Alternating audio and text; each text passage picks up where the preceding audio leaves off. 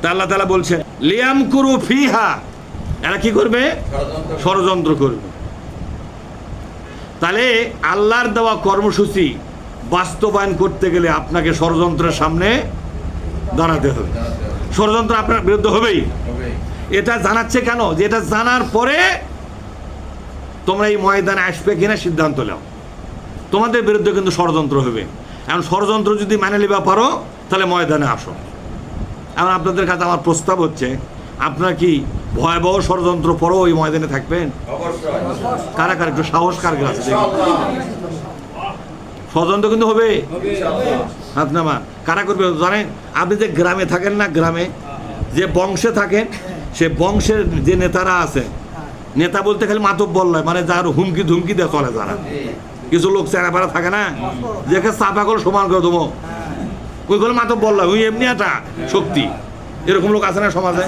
এরা ব্যবহার কি বলে? আপনার বিরুদ্ধে লিয়ামকুরু ফিহা, এই আন্দোলন যারাই করবে তাদের বিরুদ্ধে কঠোর ষড়যন্ত্র করবে। আল্লাহ পাক বলছে আমি এটা জানালাম, জানার পরে যদি মনে চাই তাহলে আসো। তুমি যদি ষড়যন্ত্র হজম করে পারো, ষড়যন্ত্রের একটা জ্বালা আছে, কথা কন না কেন? ষড়যন্ত্রের একটা কি আছে? একটা জ্বালা আছে না? ঠিক মতো ভাত খাওয়া নাই, টাকা থাকবে না, ব্যবসা করে পারবে না, বাইরে শুয়ে থাকা যাবে না, কুত্তে ভুগলো বাইরে দৌ মারা লাগে। কে কুত্তে কা ভুগলো? এই সাথে মনে পুলিশ আসছে। আমার জীবনে 1100 বারের বেশি হবে আমি কুত্তে ভুগে দৌড় মারছি।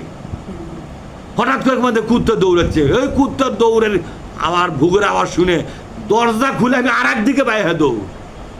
আমার ধারণা যে পুলিশ মনে আসতেছে, কুত্তে দৌড়াচ্ছে, পুলিশ দেখে এই তো কাম তো ধরবে আমার।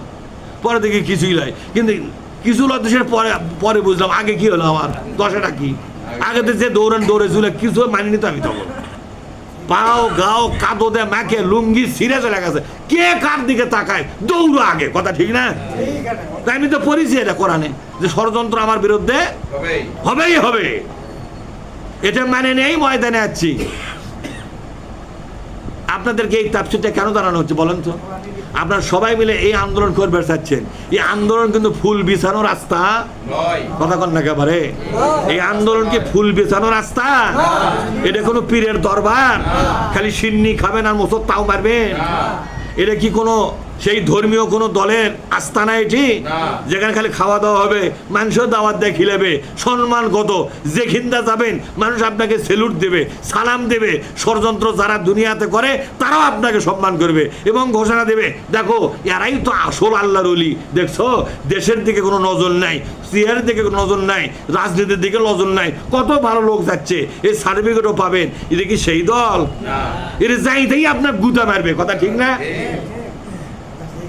এগুলা আল্লাহ পাক জানাচ্ছে এই জন্যই যে জেনে শুনে আন্দোলনে আসো। এটা জানার পরে যদি ভয় পাও তাহলে সরে যাও। এরা জানার পরে ভয় পেলে কি করো?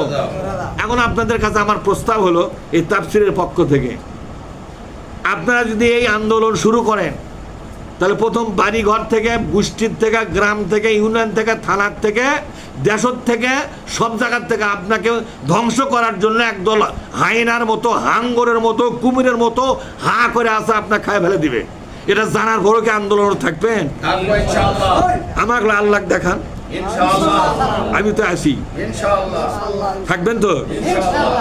তাহলে এখন আস্তে করে ঠেলা খাওয়া শুরু হলো। ক্যাঙ্কা ঠেলা এখন পরে বুঝবে, আগে লাগে। বিশ্ব নবী পর্যন্ত এই ঠেলা খাওয়ার থেকে বাঁচতে পারেনি।